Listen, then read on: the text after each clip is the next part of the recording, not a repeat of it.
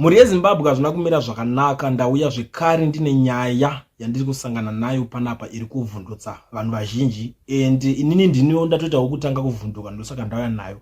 Ndiri kunzwa kuti anzi Mutuli Nxube ari pakumhanya, ari parani. Munongoziva kuti inini handidi nyaya dzekuti dzinozonzi wataura nyaya isina proof, vanhu vozoona kunge pamwe ndiri kuzvitaura. Proof yenyaya iri apa, vanhu vabudisa nyaya ndo source iripo vari kuzvitaura apa, Children of Zimbabwe Welfare Association. Vari kuti breaking news. Finance Minister Mutuli Nxube reportedly under 24 hours surveillance. There are fears that he may flee the country after he told his close friends that situation is not stable. Former Minister of Finance Nkosazana Moyo once skipped the country without resignation during RG era. Ndo mashoko atiri kusangana nawo pano, mashoko atiri kunzwa anova mashoko ativhundutsa kwazvo kuti munhu anogona kuda kutongorwa pasi. You know, there can't be smoke without fire. I understand kuti nyaya iyi pandaiona inini pekutanga ndatombofunga kuti ini ndezvekunyeba, but ndo pandafunga futi kana chiri chokwadi, because there can't be smoke without fire. We all know that. Now tiri panyaya iyoyo yekuti murume wangu nongotiza nimukuziva kuti zigi zvarakaita zvezve rakaita kuhondomoka, saka vanenge vari kublema kuti this guy policies zvake zvaaisa izvozvizvi zvobva zvazonodai zvinosainwa, because this guy vanenge vamboenda kuNetherlands ngavobva vaona kune mapolicies ariko, kusazoziva kuti mapolicies manje anenge achifambirana futi neeconomy, masimbiro yanenge yakaita economy yacho, saka vanozongobayirira mapolicies vasingazotarisawo kuti economy yakamira sei. Ndiri kuzoona vanhu vakawanda vemuZimbabwe vari kukomenda panyaya iyoyo, vari kuti his safety is more important than ours, than our mental health. These are murderers. These boys are culpable. Our lives aren't toys. Our time is a laughing matter. Ndo mamwe mashoko andiri kuona panapa ari kutaura kuti aiwa, saka hwake upenyu ndo hwakakosha here kudarika hwedu isusu tisu taakutoningirina, taakutongogara tiri pama1 mental health yedu chaiyo, zvorova kuti iye ndiye akakosha kudarika zvese zviripo. Ndikuonawo mumwe ari kuti did he authorize money for chief's cars? That is an unnecessary political product to the economy. Unoona ndakambonzwa imwe nyaya kumashuro kupainzi iye ndiye ari kunonoka kupasisa nyaya dzemari, anoona nyaya dzemari dzekunational sports dzedze painzi ground riri kugadzirwa, saka iye aibuda chinzi ari kunonoka kupasisa nyaya dzemari idzodzo. Seiye safinance minister akati anenge ane makey ese emari, matomo ese emari, saka aimbonzi ari kunonoka. Saka apa ndo pari kubvunzwa kuti ko nyaya dzemari yemachifu idzi ndiye rakangoti gagagaga skillful mari ibva yatobuda, ndo pari kunzi zvinotori unnecessary izvozvo. Mamwe mashoko andiri kutambira ndiri kuona panapa. Ndiri kuonawo mumwe ari kuti he sold his good reputation when he closed to work with the government of ZANU-PF. We told him then that was committing a deadly mistake because nothing works in ZANU. Ndo mamwe mashoko ari kutaurwawo nemumwe munhu panapa ane maonero ake akasiyanawo, kusaziva kuti iwewe unenge une maonero akaita sei, oitawo chiwonesawo panapa. Ndiri kuonawo mumwe ari kuti so why keep him if he wants to go? It's not like there is anything good that he is doing. Even if everyone goes, including Mr. Jones goes, azvitadzise kudya sadza izvozvo, ngazviende. Mamwe mashoko zvekare ari kubuda kuno umwe munhu kuti atina kana basa nazvo kuti ani aenda. No, kana even mese basa maZimbabweans makatomirira kuti ningiriki niwe ati ndakuenda wakandi mazvona munhu ende panofarwa zvisingati zvingonzi ningiwe azongoenda asina kuoneka. Panga pembererwa because of situation iripo paZimbabwe. Mumwe ari kuti ayo kana neni akatombondiudzawo ndikamurambidza ndikatomuonesa kuti manje zvoita munhu zvekungotizari zvegore riya komana zvawakaita kubank futi wakuda kutiza reserve bank usadaro iwo. Umwe ari kuti true rumors is it that bags are all pegged, he will not return to Zim if he manages to leave the country. Ndo mamwe mashoko ari kutaurwawo neumwe ari kuzobuda ari kuti Tendai Biti remains the best finance minister ever with his policies he put in place during the inclusive government. Dai takaramba takambatisa chinhu, I tell you we could have owned strong currents. Ndo mamwe mashoko zvekare ari kubuda kuno umwe kuti ayo saka Tendai Biti kana zvichiita ngangodzoka ipapa ndo panondinetsa kana vanhu vachazoziva kuti Biti ndiye the best finance minister vachazozviziva chii chinovatadzisa kuti uchiuya tishande tese nyika yovakwa ichienda kumberi vombosiya zvepolitics paside because I'm sure kuti Biti haamborambe post iyoyo. Why ndichiti arambe? Because makaona kutsamwa kwakaita akarwadziwa paipai achinzoni citizen nomination yamubvisa achakwanise kunga achikontesta kuita MP ozoramba basa refinance minister haamborambe zvinhu zvezve. But I don't know kuti maZimbabweans vanoshanda sei kana kuti uri weZANU-PF ndi unopiwa basa iro because of uri weZANU-PF. Havatarise kuti because of unogona basa iroro here. Vanongotarisa nekuti iwe uri wechi wepolitical party yavo. Zvinova izvo zvinhu zvinotokanganisa nyika kuenda kumberi izvozvo. Ndiri kuonawo zvekare vari kutiwo but he told me vanhu vakatora gold ndivana ningi naningi but not men enough to mention those big culprits. Ndo mamwe mashoko andiri kuona panapa enomana paratoradza pane nyaya. He must not run away, he must sort it out. He is responsible for the coffers of Zimbabwe. Mamwe mashoko futi ari kubudawo panapa kunzi aiwa ngaasatize. Umwe ari kuti who cares after all these people thinks that they own Zimbabwe. It's just a matter of time. Watch the space. Yanzi bichazviona Zimbabwe inopisa zvigaro zvavanoziva izvi thinking that vari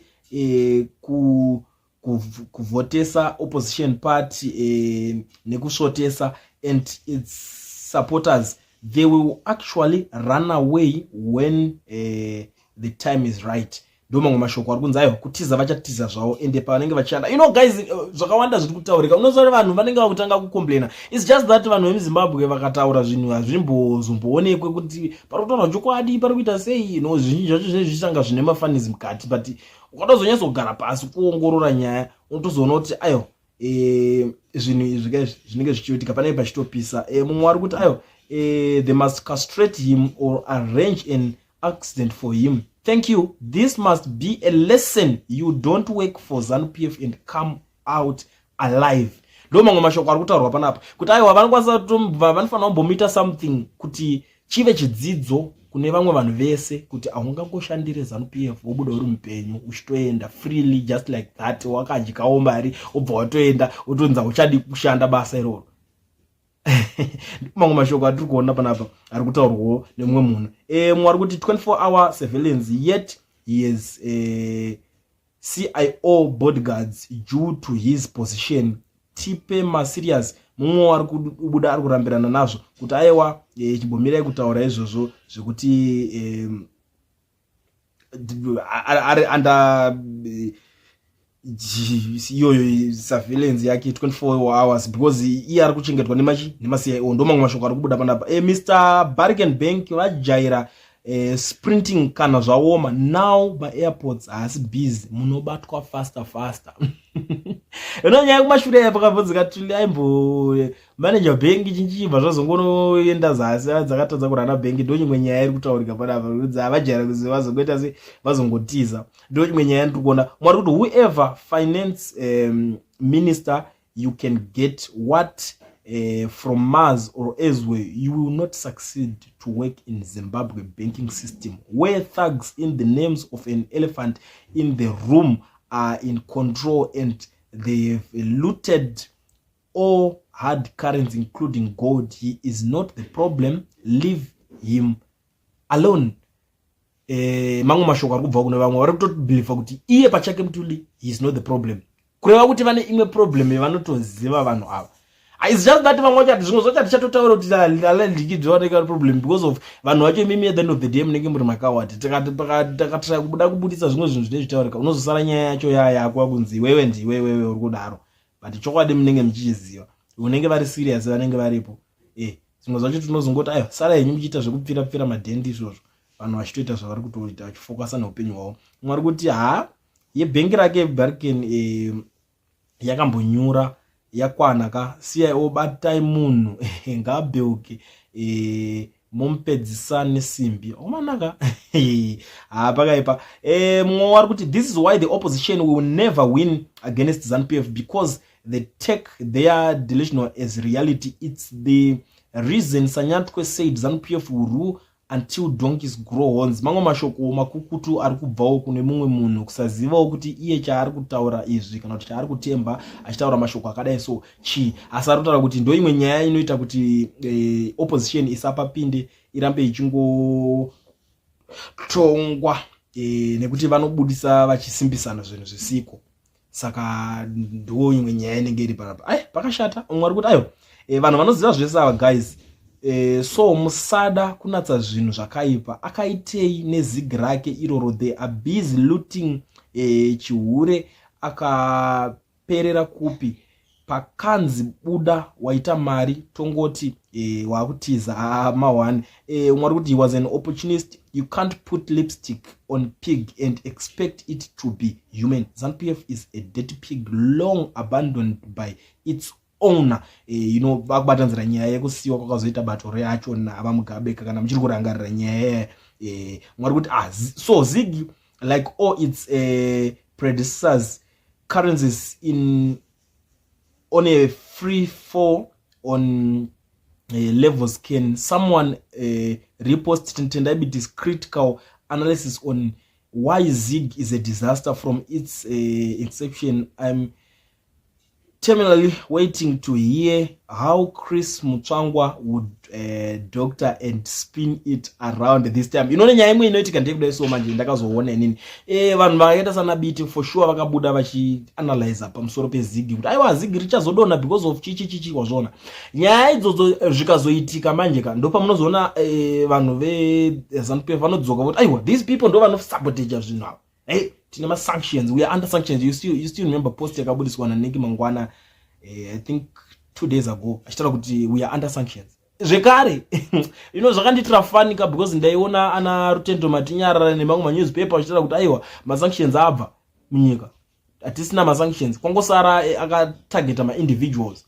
Saka vanhu ivava zvinhu zvakazongoitika zvakataurwa nemunhu weopposition vanotanga kuti ndo vari kuti sabotage. They know what they are doing. Ndo ma problems iwa ndo ma trouble causers. Ndo imwe dambudziko rinonyatsoitika neZimbabwe randakaongorora inini ndikaona. Saka ndichizongoti zvinhu zveZimbabwe unotoda kuti utomboningina waratingangoti mombe yanzi mombe yekuronzerwa kama wakarangadzira poroko chida kutotarisira kuti apa I think vanozobuda iso apa I think tavaonesa nobva wanzi ndiwe suspect ndiwe wakakanganisa ndiwe wakadai so because vanenge vachitotsvaga kuti what's the way forward. In short techingoedza kuti Zimbabwe ine vanenge vachitozviti varidzi vayo more than mimi mese. Ndo nyaya hombe inenge iri panapa. Nyaya ndangwana ndakakubatira ndiyo muri Zimbabwe yekuti pari kunzi Mutuli Ncube vari kumutarisisa zvisingaita vakavhura maziso because pari kufamba shoko rekuti anogona kungotiza anytime. Ndo nyaya iripo ende ndo vanhu vacho vaitaura vandatoisa pa screen pangu. I'm sure nda try kumaintain kuti zvirambe zviripo zvirambe zvakanyorwa nezvinhu zviri kuzotaurwawo nevanhu after vanzwa nyaya iyoyo. Panapa pa channel penyu panonzi Vakulie munozviziva hatife takadisappointa tinogara tichingodzoka nenyaya dzese dzinonga dzichiitika. So kana uchingosvika panapa first time yako gara wa subscribe, comment, like, share uchindiudzawo kuti nyaya yekunzi Mutuli Ncube ari kuda kutiza iyi unoionawo sei.